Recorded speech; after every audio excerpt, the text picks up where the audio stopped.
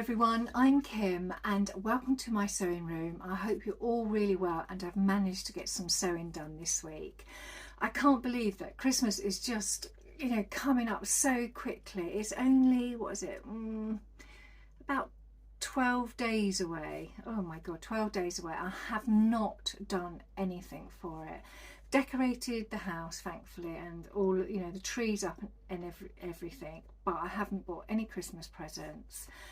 I feel so unorganised this year, so I really do need to get my act together, and I have Tuesday off next week, so I have made myself a nice long list, and if I stick to it I should get it all done and dusted in a day. Fingers crossed. And also by trade I'm a beautician, so I have been doing a lot of red nails this month already, and facials are being booked left, right and centre, so I'm quite busy, right into Christmas, because everybody wants to look lovely on the big day, and I must admit my nails look atrocious at the moment, so I will hopefully get to do them just before Christmas for myself. So because of all of that going on, I haven't done much sewing. I've been thinking about it a lot, but I did manage this week to finish my second B5526, and this was a result from the huge batch cutting session I did back in September when I cut out about 8 or 9 projects. So this is the I think this is the 8th project I finished, and I've got one left, and I'll talk about that in a minute. I'm not too sure about that one, but this is the B5526. It's the base, it's one of my basic shirt patterns that I love. Make this up all the time, and I've made it up this time in some beetle fabric, and I've had a little bit of an obsession lately with beetle fabrics. They just seem to be around quite a bit, or I've been attracted to. I think I've been more likely attracted to them. They've just felt unusual, and this one is quite nice. It's navy blue with lots of colourful beetles in a uniformed pattern. So I'll stand up and show you it. So straightforward pattern. It's just straight back, no yoke, 2 front panels with folded over front plackets, really simple. It does have a collar stand and collar, long sleeves into the standard sort of sized cuff. So it's nothing difficult about it. I have made a lot of these, and this is definitely one of my go-to shirts, but it's all about the fabric when I use this pattern. This fabric I bought from Purple Stitches ages ago. Me and my daughter took a trip out to Basingstoke and visited Purple Stitches, and this is one of the fabrics I bought at the time, and I bought 2.5 meters, and it's 110 centimeters wide, and it's 100% cotton and 180 grams per square meter, so it's quite a nice sturdy cotton. It's a bit like poplin, so it's got a bit of weight to it, and for this time of year it's really quite a nice fabric to wear. And I did sort of start it a while back, but I've run out of buttons. I was waiting for the buttons to come through, so I've ordered quite a few of these tiny little, they're called smarty buttons. They're just matte navy buttons, and because I make so many shirts I've just got a little stock of 30 of them in, so I get those from Totally Buttons. So they've come in, they'll go in my stash, so that hopefully I won't run out again, so because this did sort of stop me in my tracks when I had to order them, because it took a while to come. But the shirt is finished and it is lovely, and I'm really pleased with the fabric and the fit. So that is my B5526. So I mentioned the batch cutting session that I did back in September, and this one here is project number 9. So this is the last project that I cut out, and it is for a tennis jacket. And the fabric is this beautiful, it's a twill fabric in dark teal, and it's a 200 grams per square meter fabric, 100% cotton. But when I cut it out, I did feel that this is probably a better weight for a summer jacket, and I keep thinking, oh, I'll make it up because I've cut it out, but I just don't feel I want to, because it just feels totally the wrong time of year, and I know if I make it up it will just sit in the wardrobe. So I've decided to park this up. I will put this in my WIP projects box, which is growing out of control, but we'll cover that in the new year. So I'll put this in my WIP box, and I will get around to doing this jacket next year. So effectively all of the projects that I cut out have been made up or set aside. That one's set aside.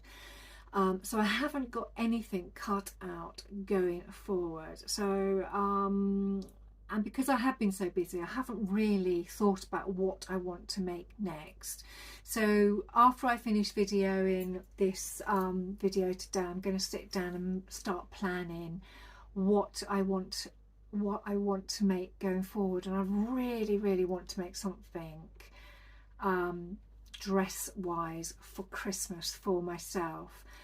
And I have been looking, I don't know whether you remember, I made this really pretty brooch mid-year, so it's been sitting up on the shelf, and I would really want to make something so I can showcase this brooch off, because I haven't been able to wear it on anything yet, because I haven't really got anything plain where it will stand out. And I just thought a nice black dress at Christmas with that on, it would just make it stand out. And it's all been hand stitched, all the beads were hand stitched individually, and once it's on the garment it will sit quite flat. So that's sort of going through my head at the moment. Whether I get around to doing something like that is another thing, but yeah, so that's going around in my head at the moment. So I'm hoping, if I don't make a little black dress, then I will make something else, because black isn't really my sort of colour that I would turn to, and I like the idea of making something really colourful. So I am, as you can hear, I'm really up in the air about what to do or make for Christmas. I've been watching quite a few of the Vlogmas vloggers, and I have a few favourites, and I have three in particular actually. I absolutely adore Adam Sews, because he does quilting and I also enjoy quilting. I also watch Rachel from Stitched Up. She predominantly makes clothes, and I also watch Yorkshire Sew Girl. But going back to Rachel has actually been making a reindeer for her granddaughter, and it made me think, because last January I made this little guy, and I made him in January because I was going to make him for Christmas last year, and he came in a kit that was part of a magazine.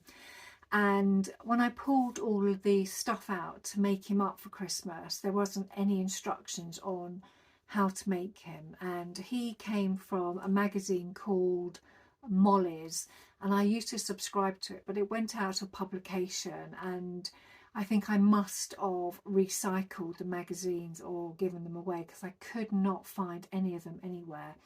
But I did find a copy of the magazine that this came out of. Thankfully it had the magazine number on the little envelope that this guy came from, and so I ordered it, but the magazine didn't come until after Christmas, so I made him up after Christmas, and he has been actually sitting up on my shelf waiting to go on the Christmas tree this year. So he is going to go downstairs and sit on the Christmas tree. I even put this year's date on, so that this will be his first Christmas on the Christmas tree with all the other Christmas decks, and then after Christmas he will be packed away with all of his Christmas Dec friends. So finally he has made it to the Christmas tree. So that's really sweet. He's so adorable. I love him. So this week I have purchased a few little things. The lady who I had made quite a few lunar lapping or cool crafting lunar lapping rabbits for, she contacted me and said that her granddaughter wanted a bear made from the fabric that they had supplied. So the fabric came from shirts that were worn by her granddad, and I'd been using them to make up the clothes for the lunar lapping dolls. But she didn't want a rabbit, she wanted a bear. So I was looking at all of the lunar lapping stuff and I couldn't find a bear, but she sent me a link to this little guy. So I went and purchased him. I think he came from Oh So Crafty, so I went and purchased him, and he's completely different from the lunar lapping rabbits that I've been making up. He is definitely a cuddly toy, so he will be made up in the fabric from the shirts that were given to me a while back. So I've been told that this is probably going to be the last thing that I will make up. So he doesn't look too difficult, and I've looked at the instructions and it looks pretty straightforward. He's not very big, he's only about 12 inches high, so he's quite sweet. So I'm going to probably get cracking on that this week, because it's one of those things where you don't really have to think about it a lot. So I think I'll just trace off the pattern and just get it done, so I can get that over to her before Christmas, because it would be nice to get it all finished before Christmas, and then in the new year I don't have to think about making like memory dolls for anybody. So and it will also be nice for the granddaughter to have her little bear for Christmas. So I have that planned, so I will get starting on that. And the other thing I bought was a doll needle. Now Rachel from Stitched Up mentioned it, and I didn't even know you could get these things, because I've been putting eyes onto the lunar lapping rabbits by using you know, a fairly long size needle, but it has still been a struggle. But she flashed up these doll needles a few weeks ago, because she's been making this reindeer for her granddaughter, and I thought, oh my god, that would have made life so much easier if I had those. So I went and purchased them, and I have got them somewhere, bear with me. Right, so these are them. You see how long they are? They'd be really great to put the buttons from one side of the head to the other, and not have any difficulty at all. So there's 3 long needles there, and they came from a company called Flicks Corner. So I think these probably, you can get these from quite a few places, because they're part of the hemline range. So I'm really glad that I've got those in my stash. Just have to wait now for somebody to ask for a doll. So they're my 2 small purchases this week. So this video has turned out to be a bit chatty. I'm not really a chatty person. I usually launch into what I've made, and I'm very matter of fact, but yeah, it's been quite nice to chat and just chill out with you. But I have decided that I do like the idea of doing another batch cutting session. The one that I did back in September set me up for weeks of sewing, really, because all of those projects were cut out, which meant I could just go to the basket, pick out a project that I fancied sewing, and just start sewing. And I really like that. So now I've finished all of my projects except for one, which I'm going to save till next year. I am going to sit downstairs with my my fabric box, my fabric index box. So any of you that have followed me will know that I have all of my fabrics effectively in a box. So they're all here, little swatches of all the fabrics that I own are in here, and I will just go downstairs and start planning a few more projects so that I can get them all cut out and just do what I did before, which I really liked doing. So I think that will generally be something that I will continue to do going forward. So that's it for today. I hope you've enjoyed the content, and if you are a subscriber, thanks for sticking with me and supporting my small channel. And if you aren't a subscriber, it'd be lovely if you could subscribe and give me a thumbs up for this video. And I am off to watch Adam Sews. I am in total awe of all of these sewists who do Vlogmas. To actually post something every day, I just find astounding. I mean, I struggle with 1 or 2 videos a week. So I'm going off to watch Adam Sews, and I will see you all next week. Take care. Bye.